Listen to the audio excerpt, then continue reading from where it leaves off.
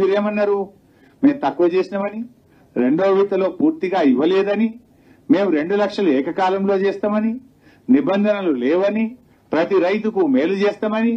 ఇవాళ మీరు పీఎం కిసాన్ నిబంధనలు, రేషన్ కార్డు నిబంధనలు, కుటుంబం యొక్క నిబంధనలు, రీషెడ్యూల్ పేరు మీద నిబంధనలు, ఆధార్ కార్డు పేరు మీద నిబంధనలు, స్వల్పకాలిక పట్టణాల పేరు మీద నిబంధనలు, ఇన్ని నిబంధనలు పెట్టి ఇలా రైతులకు రుణమాఫీ ఎగ్గొట్టే ప్రయత్నం ప్రభుత్వం చేస్తా ఉంది.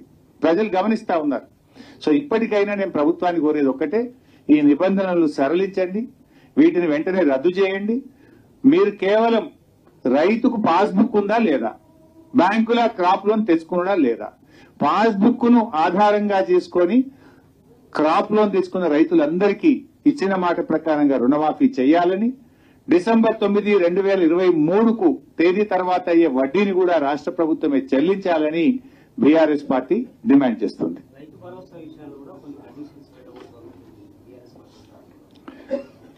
ఆ కండిషన్స్ వచ్చిన తర్వాత తప్పకుండా దాని మీద కూడా మాట్లాడతాం. వాళ్ళు ఇప్పుడు రైతు భరోసా ఏం చేస్తారు ఏంది, ఇంకా ఇప్పటికేదో మీటింగ్లు పెడుతున్నామని చెప్పారు. వాటి వచ్చిన తర్వాత అసెంబ్లీలో కూడా దాని మీద చర్చ పెట్టామన్నారు. తప్పకుండా బీఆర్ఎస్ పార్టీ మా అభిప్రాయాలను మమ్మల్ని అడిగినప్పుడు తెలియజేస్తాం. 100% అమ్మా. నేను చెప్పింది ఏంటి, ఆ రోజు మీరు దయచేసి మీ జర్నలిస్టులు కూడా గమనించాలి. సంగారెడ్డిలో నేను ప్రెస్ మీట్ పెట్టినా, I will send you the video byte also. నేను కేటగారికల్ గా చెప్పాను, స్పష్టంగా చెప్పాను. రాష్ట్ర ప్రభుత్వం బాండ్ పేపర్ మీద రాసిచ్చిన 6 గ్యారంటీలు, 13 హామీలు, 100 రోజుల్లో చేస్తామని చెప్పిన 13 హామీలను, రుణమాఫీని 15 ఆగస్టులోగా చేస్తే నేను రాజీనామా చేస్తానని చెప్పాను. ఈ రోజు కూడా దానికి కట్టుబడి ఉంటాను. నేను ఆ రోజు ఇంకా స్పష్టంగా చెప్పాను, అవ్వా తాతలకు 4000 పెన్షన్ వస్తే నాకు ఆనందం తప్ప నేను ఒక్కరిని ఎమ్మెల్యే పదవిలో ఉండడం నాకు ఆనందం కాదు. అక్కా చెల్లెళ్లకు మరి 2500 రూపాయలు వస్తే నాకు ఆనందం, వాళ్ళ పెదవుల మీద ఉండే చిరునవ్వులో నాకు సంతోషం ఉంటుంది తప్ప నాకు ఎమ్మెల్యే పదవి అంత ముఖ్యం కాదు. ఇవాళ ప్రతి పేదవాడికి ఇల్లు ఇస్తామన్నారు 5 లక్షల రూపాయలతోని. పేదలందరికీ ఇల్లు వస్తే నేను ఆనందపడతా తప్ప నేనేదో కొత్తగా ఎమ్మెల్యే పదవి చేస్తలేను, నాకే మంత్రి పదవి ఎమ్మెల్యే పదవి నేను కొత్తగా జీవితంలో అనుభవిస్తలేను. నా పదవి కంటే తెలంగాణ ప్రజల అక్కా చెల్లెళ్ళ అవ్వాతాతల కళ్ళల్లో వాళ్ళ పెదవుల మీద సంతోషమే నాకు ఆనందం. వాళ్ళందరికీ నువ్వు ఇస్తే, కనీసం నా ఛాలెంజ్ తీసుకొని అయినా ఇస్తే నేను రాజీనామా చేస్తే మళ్ళీ నిలబడాలని కూడా చెప్పిన.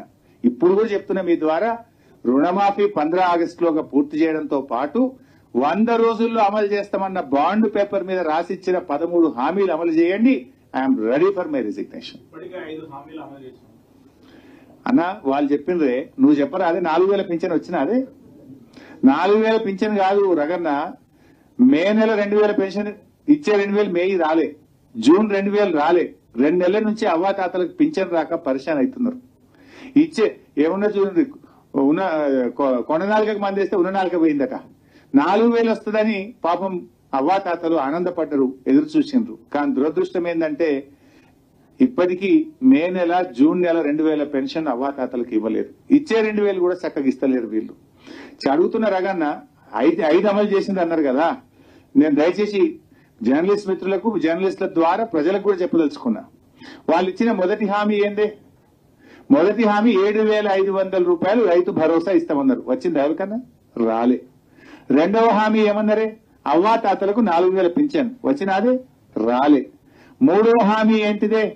మహిళలందరికీ 2500 రూపాయలు ఇస్తామన్నారు. వచ్చినాదే? రాలే. నాలుగో హామీ ఏందే? పేదలందరికీ డబుల్ బెడ్రూమ్ ఇల్లు. వచ్చినాదే? రాలే. ఐదోది ఏమన్నారే? విద్యార్థులకు విద్యార్థి భరోసా కార్డు ఇస్తాము, 5 లక్షలు ఇస్తామన్నారు. వచ్చినాదే? రాలే. ఏమొచ్చినాయి? 5 హామీలు, 5 అమలే కాలే. అంటే అధికారంలో ఉన్నామని, పదవిలో ఉన్నామని గొంతు పెద్దగా చేసుకొని మాట్లాడినంత మాత్రాన వచ్చిందా రాలేదా ప్రజలకు తెలియదా? ఈ రాష్ట్రంలో అక్కచెల్లెలకు 2500 వచ్చిందా లేదా అక్కచెల్లెలకు తెలియదా? అవ్వాతాతలకు 4000 వచ్చినాయా లేదా తెలియదా?